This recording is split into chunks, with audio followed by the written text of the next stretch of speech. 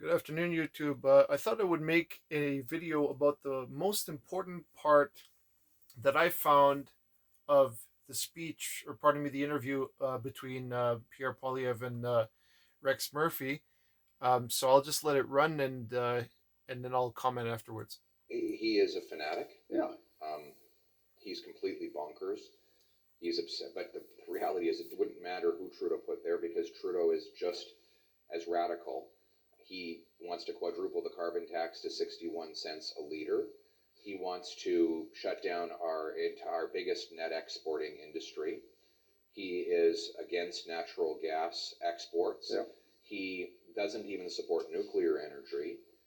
He wants to double up the approval process for hydroelectric dams. So you start to go down the list of all the sources of energy that Trudeau opposes, including energy that is emissions free, and you're left with almost nothing. So, this is one of the reasons why people have been so impoverished over the last 8 years of Trudeau's reign. Does he understand? This is not a sarcastic question, but it is a real one. Does he understand? Does he have the intellectual competence to understand the effect of these policies? Or is it just something that lodged in his brain as a younger person? This is a great cause, and he latched himself to it without the examination. Justin Trudeau's, you have to understand Justin Trudeau, you have to understand his only two objectives. One is that the government should control everything, and two, that he should control the government. Those are his only two principles. And so when you understand that that's what motivates him, then everything else makes sense. He has policies. He wants to control your money, so he raises your taxes. He wants to control your speech, so he censors the internet. He wants to control your life and now your death, because he wants to bring in medical assistance in dying for people whose only condition is depression.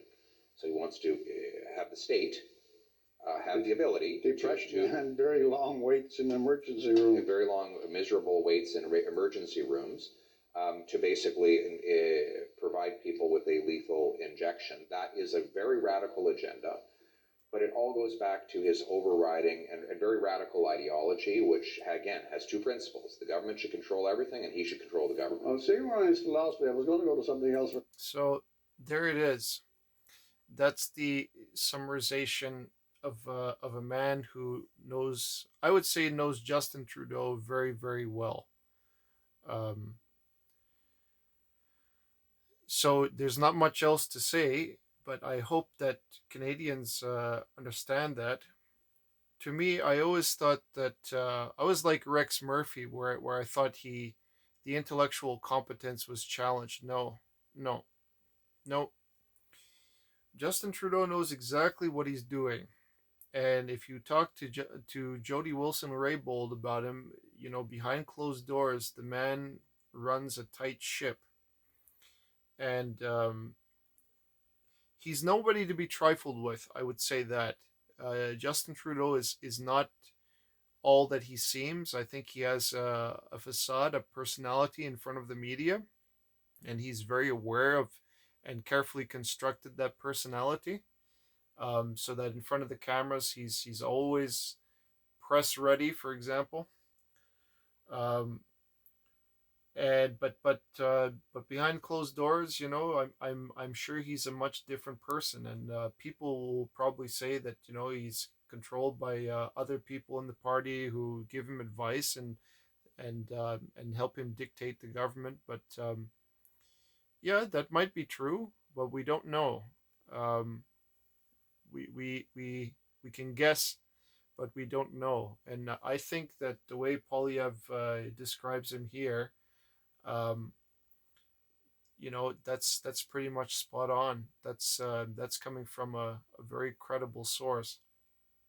And the one thing that I would say that happened to Canada that put us to the stage is that Canada radically underestimated Justin Trudeau's capacity um, for authoritarianism,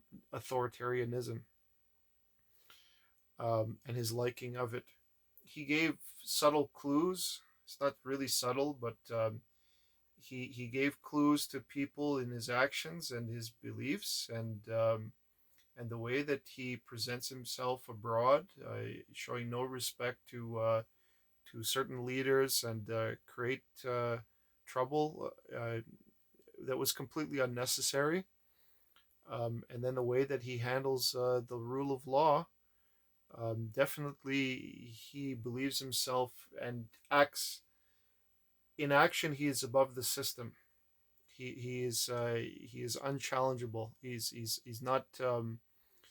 It's a different kind of. It's a different level he's created, and it's an untouchable level.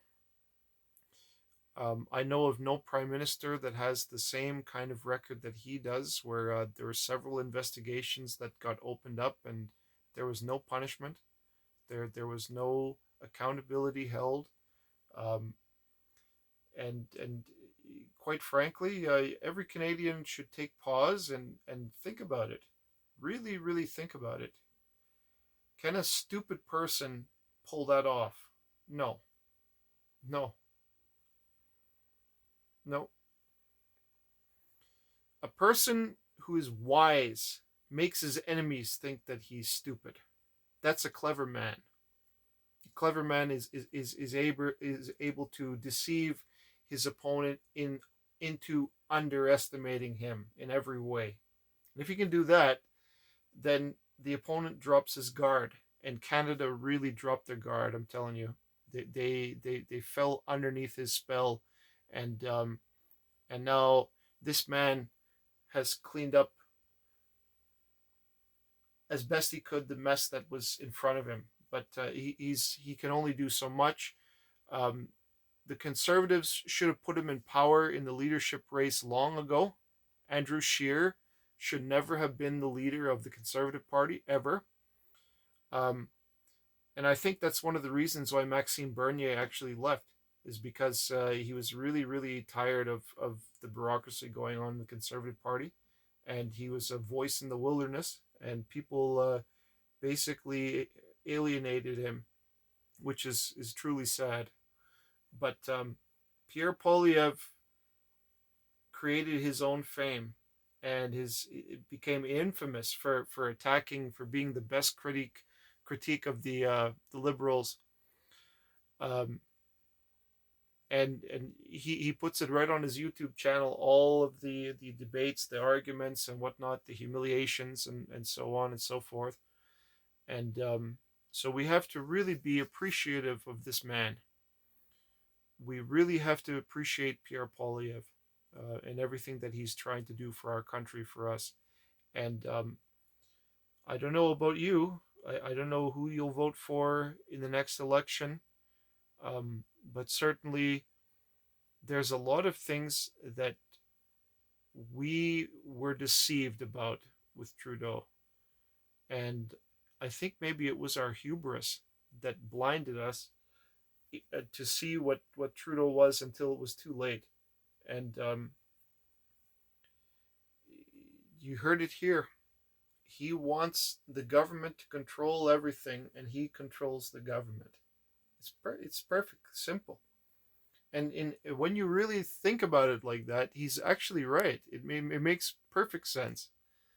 Um, the environment, the climate change, the so-called compassion for people, what did he do with that compassion? He abused his power in every way. The taxes are nothing more than just the engine for supplying what he needs. People are nothing more than just to be harvested for taxes.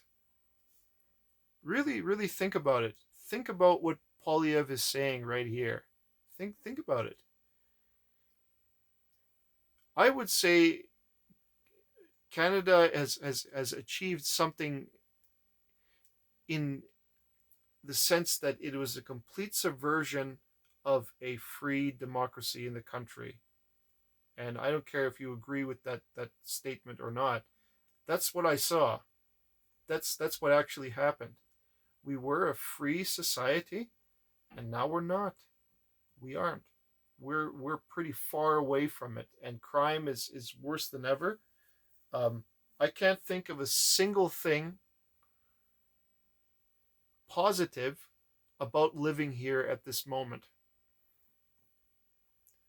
And I can understand the sentiment of many Canadians who want to leave this country and find a life somewhere far away, somewhere else. Um, and I'm seeing that sentiment all over the place, all over YouTube, all over Instagram, and I don't blame these people. I'm sad because fellow Canadians are leaving, and I understand that, but I'm still sad because the country is less because of their absence.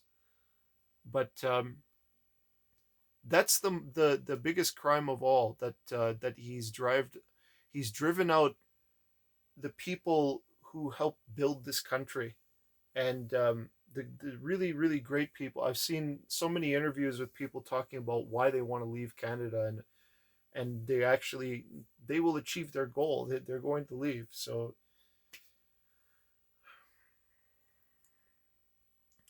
I put it to you, my friends, really really think about it. Think about how we got here. Have a good evening.